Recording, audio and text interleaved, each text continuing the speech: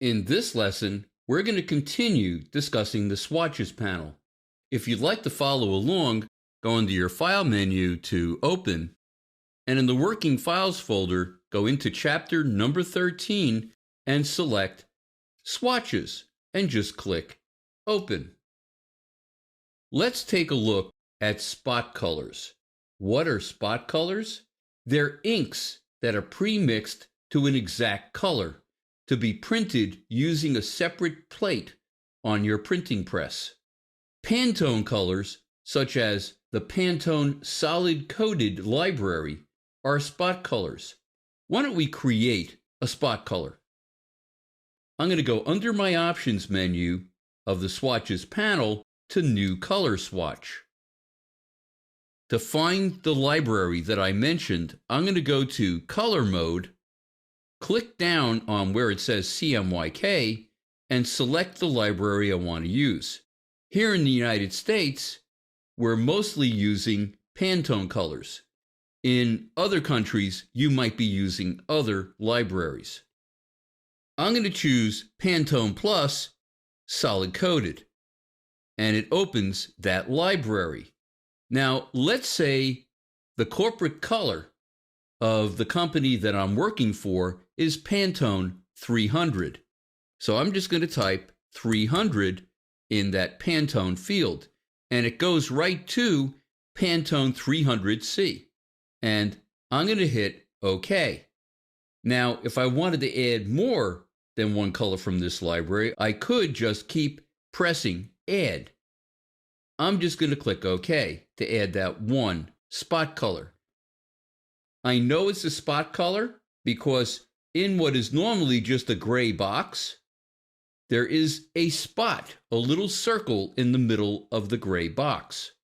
Now, sometimes you're not going to want to add a spot color because it is an extra plate, and you may not want to spend extra money for that extra plate. So you may want to find a CMYK equivalent of Pantone 300. The way I can do that is to pick the color from a different library. I'm going to select an object, go under my Options menu, and go to New Color Swatch. And go to my Color Mode pop-up and select the library that I want to use.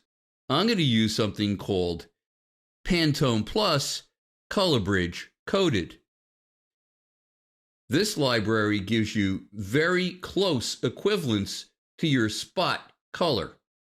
So I'm just going to type in the Pantone field, Pantone 300.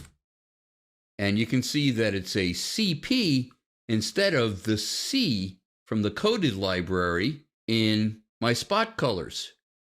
This CP stands for Coded Process. And I'm just going to click OK.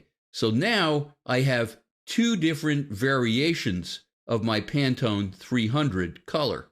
Probably would never want to do that, just because if I were to apply this color to some other object in my layout, it's going to look a little different than the Pantone Solid Coated library. And we'll take care of that in just a minute. What's the fastest way to add colors? Well, I could just select the rectangle and then just click on a swatch. And if the fill is active, it's going to add a fill. The fill will be active if it's in front in the two icons at the top of the swatches panel or in the tools panel. If it's not in front, you can click on the fill to bring it forward. Now, there is a faster way to add colors. Without selecting any object, I can click on a swatch and drag it and let go. And if I click and drag and go over the top of a fill of an unselected object, it will fill it in.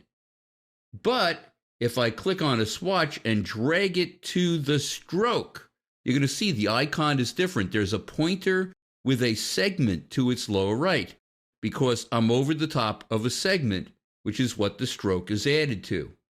If I click and drag again and drag to the fill, you can see the icon is a pointer with a little square to its lower right representing the fill. If I let go, it's going to add a fill. And of course, it's a lot faster to just click and drag a swatch to an unselected object. Let's take a look under the Options menu of the Swatches panel. We've talked about the various kinds of swatches that you can create, but what if your swatches already exist in another document? You can go under your Options menu to Load Swatches. Find the document and just click Open to bring in all the swatches from that particular document. I'm going to hit Cancel. Also, under the Options menu is something called Select All Unused. If there's any swatches that I'm not using, I can actually select them and just hit the trash, and those swatches will go away. Another thing I could do is delete swatches. I'm going to click off of everything and select a swatch. If I hit the trash, it will delete the swatch. But what if I'm using a particular swatch? It will never let me get rid of a swatch that I'm using without telling me that it's being used.